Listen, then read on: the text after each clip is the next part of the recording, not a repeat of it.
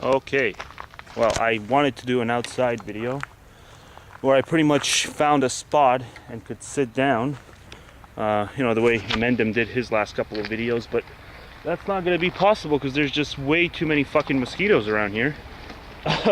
I'm sure more so than over in Mendham, and I'm going to have to do my outside video while biking because sitting down is impossible without getting chewed the fuck up.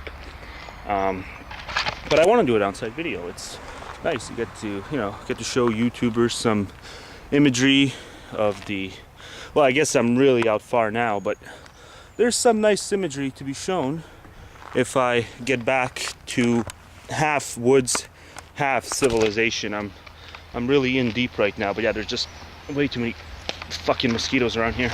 So I shall have to bike and talk, and it's probably going to be disastrous, but I'm going to go ahead and do it anyway.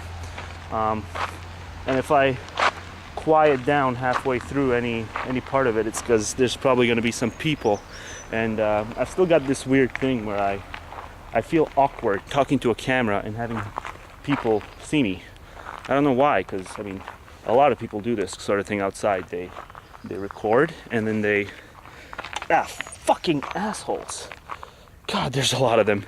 Mosquitoes. A lot of people talk to cameras outside, but I got this silly thing where I think that people are going to think I'm insane or something simply by talking to a camera while outside.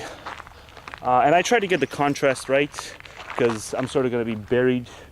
The light's going to be buried at certain points of the ride, so I don't know if it's going to work out. Maybe it's going to be a little too dark and a little too bright at certain points, but nonetheless, a bike video, so why the fuck not? Okay, gotta get going. Okay, so I do actually have a topic for this bike video. I think people recall I said to myself that it's all pretty much pointless. The YouTube arguments in general, especially on YouTube, because people still have this knee-jerk reaction that if you're posting something on the internet, it's automatically going to be, frivolous because it's the internet. It's what they've been told since day one. Anybody who uses the internet for anything serious is a victim of the internet is serious business sort of bullshit joke that wasn't really funny even back when it first started, because they never really bothered to justify it with anything. It was just sort of, well, you're sitting at home, so you must be full of shit, right? Because you're not outside doing all sorts of fun outside things, which if you really, sit down and talk to someone, most people, when they're outside, yeah, it's fun for about an hour or so, but then they want to get the fuck back home. So this idea that the internet somehow makes us look silly, in 2009 even, I mean, people should really be getting over this kind of crap, and they're not. Even some of my friends, when I showed them the YouTube channel, they just laughed their asses off, like, oh, you're wasting your time. And well, I am wasting my time, but I think it's admirable. It's an admirable way of wasting time, because you're sort of throwing a penny into the fountain and hoping something sticks. Well, I'm not really throwing the penny. I'm sort of supporting the penny throwers. The people who actually might be able to reach a really large audience if they make that all impressive video, because that's really all it takes once to get the ball rolling, is to make a really good sort of fucking mosquito, a really good, well edited, well produced video that's going to catch the average Joe fucker's attention, or maybe not, who the fuck knows. But I'm still supporting the people that I'm supporting, and trying to throw out a video of mine here and there too. But yeah, I will come back. I just had a 2-week hissy fit with YouTube. But anyway, on to the real subject matter, which I guess I distracted myself from. Fucking assholes.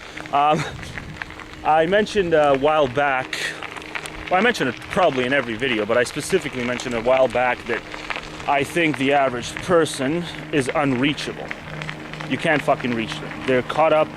They are, they live for the presumption that, feels good. And yeah, it's like I said earlier, it's a waste of fucking time. So then I was asked a couple of days ago, well, why do you still shut the fuck up? Yeah, tell a plane to shut the fuck up. I'm sure the plane will listen. So then I was asked, well, so why do you still advocate democracy? Wouldn't it make sense for you to, you know, throw in with some sort of different system? If you think the average person is a fucking idiot, and if there's no swaying them, then what real good does democracy do?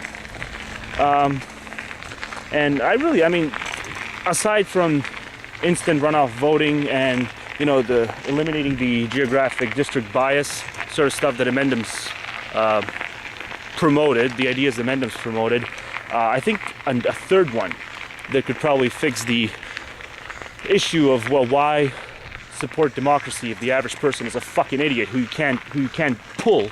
I think you know, something we should do is, democracy is pretty much known as the slogan for democracy is one man, one vote, and I think we can do a little bit better than that.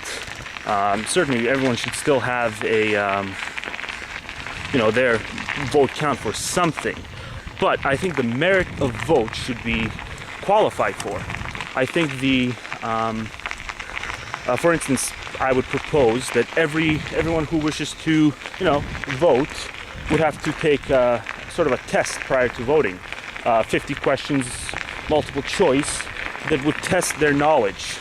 So the knowledge that they would demonstrate in the test, or the lack thereof, that's what their vote would be proportional to once tallied up completely in the end. So say somebody, you know, I take the test and I get 30% or 33%, let's say. Well, my vote would only count for 1/3 of somebody else's vote who scores 100% on the test. And I think this would go a long way in giving people an incentive to find out, to study up before they go ahead and vote.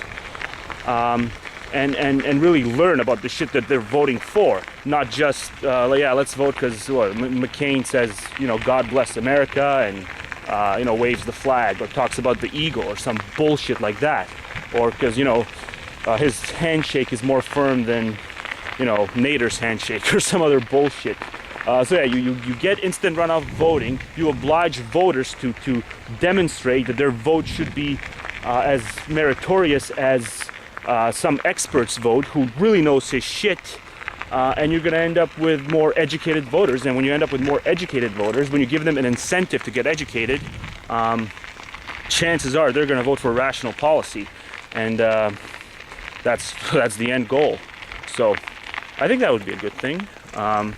But again, there's shit I hear, you know, from, I proposed it to a couple of my friends, and they're saying, well, you're just going to get lower voter turnouts because people don't want to bother writing a, you know, 50, even if, you know, 25, 30 questions multiple choice test. And well, if they're going to be that, I mean, if that's going to be a liability from them, then we don't really want those kind of voters anyway. So yeah, we'll take the slightly lower turnout for people who obviously are just voting so they can go to, you know, cry at their whoever wins, like we saw with Obama. I mean, there's so many fucking people who you can just tell in the audience they don't know what the fuck Obama's gonna do. They just voted for him because, yeah, well, you know, black guy and change and the slogan sort of bullshit.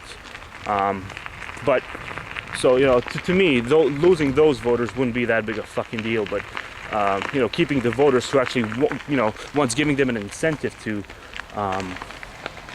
learn up on the actual policy that they're voting for and demonstrate it by obliging their vote to count for less if they show a lack of that knowledge during the test or as a result of the test. I think that's probably the way to go. But anyway, I'm probably over 11 minutes, and I hate to do a fucking two-parter because last two-parter I did, once I snapped the audio, the clip in two, the audio didn't match the fucking visuals in the second part. So fuck that shit.